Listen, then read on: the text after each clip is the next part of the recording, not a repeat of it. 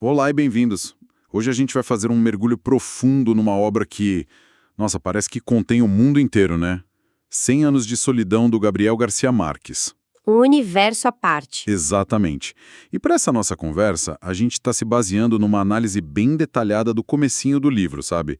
As primeiras 46 páginas da edição original, lá de 1967. E a nossa missão aqui é tentar entender como que Macondo, essa aldeia que surge do nada, vira esse espelho da América Latina. Pois é.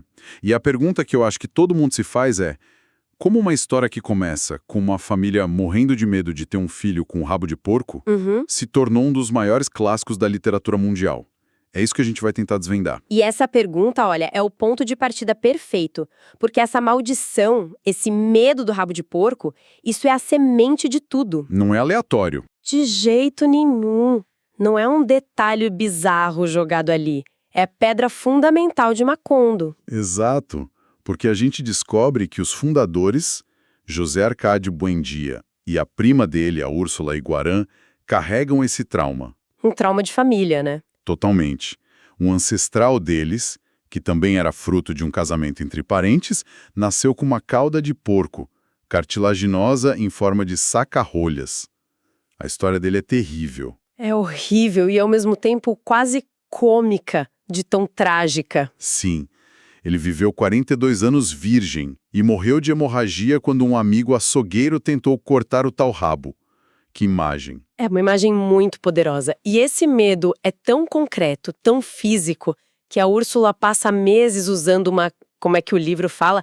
Uma calça de lona com fivela de ferro. Para evitar consumar o casamento. Exato, o fascinante é como esse medo, que é uma coisa íntima, familiar, que podia ser só uma fofoca de vilarejo, escala de uma forma... A escala de uma forma absurda. Vira uma questão de honra pública. Uhum. Porque quando um vizinho, o Prudêncio Aguilar, zomba da virilidade do José Arcádio, ele o mata com uma lança.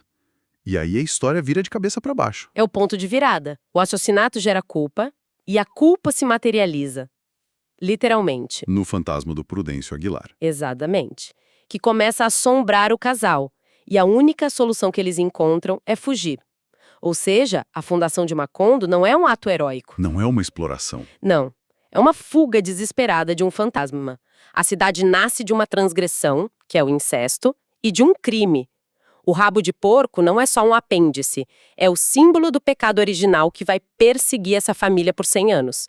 E se manifesta como solidão. Sabe, essa ideia de fugir de um fantasma já me dá uma sensação estranha sobre como o tempo e a realidade funcionam nesse lugar. Sim. E a famosa primeira frase do livro já joga isso na nossa cara, né? Muitos anos depois, diante do pelotão de fuzilamento, o coronel Aureliano Buendia haveria de recordar aquela tarde remota em que seu pai o levou para conhecer o gelo. É uma das melhores aberturas da literatura. Ele está no fim da vida, mas lembrando do começo. O que isso diz sobre o tempo em Macondo? Não é nada linear. Não é nem um pouco linear. É um tempo circular, um eterno retorno. Os nomes se repetem, os destinos se repetem. Os erros se repetem. Principalmente os erros. Essa frase inicial é a chave para entender a filosofia do livro. Futuro, presente e passado, eles coexistem no mesmo instante. Na memória do coronel, Macondo opera numa lógica mítica, não histórica. E o exemplo mais radical disso, para mim, é a peste da insônia. Cara, é uma das coisas mais geniais e assustadoras que eu já li. É brilhante. Primeiro, eles perdem o sono, o que parece ótimo, né? Mais tempo para trabalhar. Mas logo depois vem o esquecimento. Que é um processo devastador. Primeiro são as memórias da infância, depois o nome e a função das coisas. A realidade começa a se desfazer. A ficar, como a análise que a gente usou diz, escorregadia. Totalmente. E a tentativa do Aureliano de lutar contra isso é de um desespero que comove. Ele começa a etiquetar tudo. Mesa, cadeira, relógio. Uhum. O auge, para mim, é quando ele bota uma placa no pescoço da vaca. Esta é a vaca. Deve-se ordenhá-la todas as manhãs. E por aí vai. E a placa maior, na entrada da cidade. Deus existe. É o ser humano tentando se agarrar à linguagem para não perder o mundo. É uma metáfora fantástica sobre como a nossa realidade é, na verdade, uma construção. Uma construção social. Sim, baseada na memória coletiva, na linguagem. Quando isso se vai, o que resta? O vazio. E esse vazio se conecta perfeitamente ao outro grande tema do livro, a solidão. Sim. Nossa. Parece que cada personagem vive na sua própria bolha de solidão. Impressionante. Cada um tem a sua. O José Arcade Buendia tem a solidão do cientista louco, trancado no laboratório, isolado da família. Tentando fazer ouro. Isso. O filho dele, o Aureliano, já nasce com a solidão do poder, silencioso e retraído. E a Rebeca, a menina que chega do nada. Ah, Rebeca. Ela tem a solidão da vergonha, do trauma, que se manifesta naquele vício secreto e desesperado de comer terra. A solidão em Macondo não é um sentimento, é tipo uma condição de existência. Essa mistura toda. Fantasma. Tempo que gira. Memória que se apaga. Me faz pensar no estilo. A gente aprende na escola a chamar de realismo mágico. Uhum. Mas o que isso significa, na prática? Porque o mais incrível é que dentro do livro, ninguém parece se espantar com nada disso. Essa é a definição perfeita. O narrador conta os eventos mais absurdos com a mesma cara séria com que descreveria alguém, sei lá, tomando um café. É uma cara de pau narrativa, né? É. Garcia Marques dizia que se inspirou na avó dele, que contava as histórias mais fantásticas sem piscar, como se fosse a coisa mais normal do mundo. E os exemplos são maravilhosos. A imagem da Rebeca chegando, uma menina órfã, carregando um saco com os ossos dos pais, que faz um barulho constante de cló, cló, cló, cló. Nossa, essa imagem. Isso nunca mais saiu da minha cabeça. É tão sombrio, tão bizarro, e ao mesmo tempo é tratado como um fato corriqueiro. Exato. Você usou a palavra certa, corriqueiro. O nosso estranhamento é o do leitor de fora. Para os personagens e para o narrador, o fantasma do Prudêncio Aguilar tentando estancar o sangue do pescoço com esparto é tão real quanto a panela de feijão no fogo. Ou o Melquíades voltando da morte. Claro! Ele morre em Singapura, mas depois volta porque estava cansado da solidão da morte. Para eles, não existe uma fronteira clara entre o mundo dos vivos e o dos mortos, entre o natural e o sobrenatural. Então o realismo mágico não é só uma técnica, é mais uma visão de mundo. Perfeitamente. Não é fantasia onde se cria um mundo com regras próprias. É a descrição de um mundo onde a realidade já inclui o maravilhoso. É uma forma de traduzir em literatura uma percepção de mundo muito presente na América Latina, onde mitos, lendas e a história oficial sempre andaram de mãos dadas. E falando nisso, essa ideia de uma realidade diferente me leva a pensar em Macondo como um lugar geográfico, mas também histórico.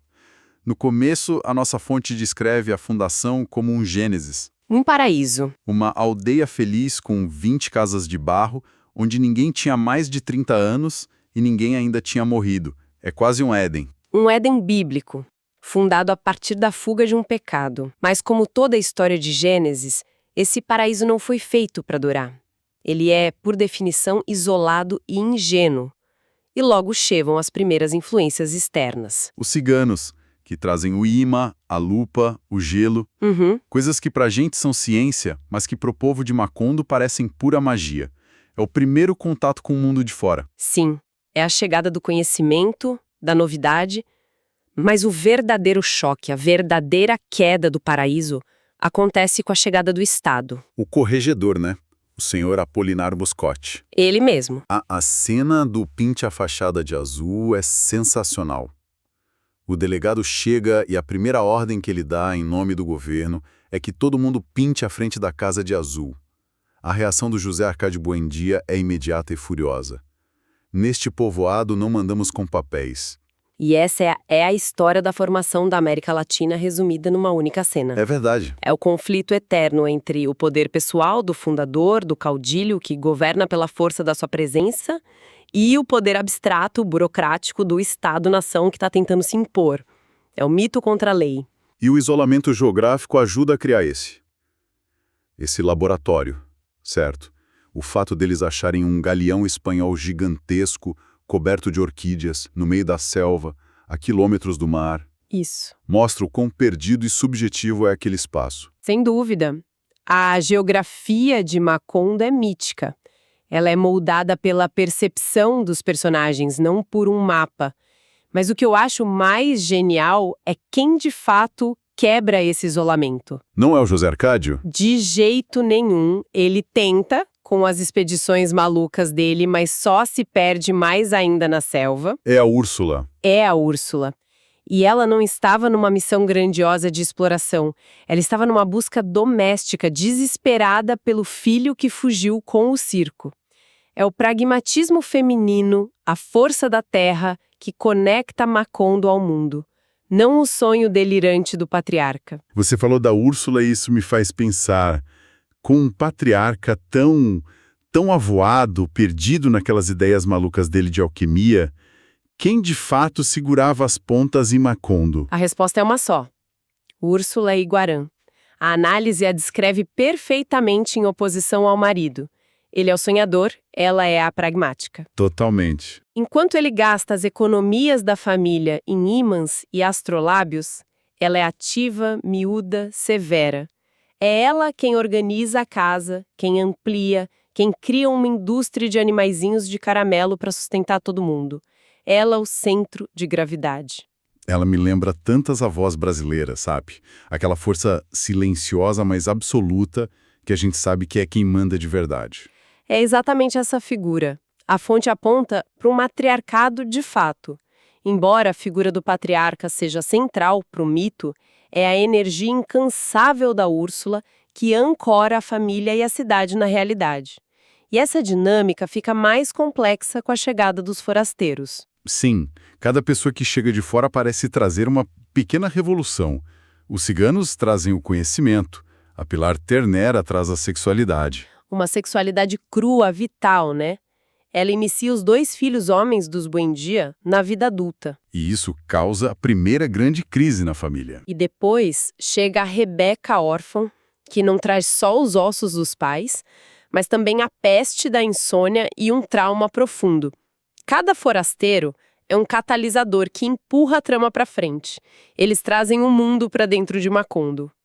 Então, quando a gente junta todas essas peças, o rabo de porco, o tempo que gira, o realismo mágico, a chegada do governo, a força da Úrsula, o que tudo isso significa? Macondo não é só um lugar, é um organismo vivo. É um espelho. Um espelho onde a história da América Latina é refletida não como uma sequência de fatos e datas, mas como um grande mito familiar, com suas paixões, suas tragédias, suas maravilhas e, claro, sua solidão. É a condição humana. Contada com sotaque caribenho, com uma forma de ver o mundo que é única. É uma síntese perfeita. A história de todos nós, contada através de uma família que tinha medo de gerar iguanas. A análise mostra como a chegada da civilização, com aquele delegado e sua ordem para pintar as casas de azul, marca o fim da era mítica de Macondo. É o momento em que a história oficial invade o mito. E isso nos deixa com um pensamento para fechar. Manda. A gente tende a ver a chegada da ordem, da lei, do progresso como algo sempre positivo, né?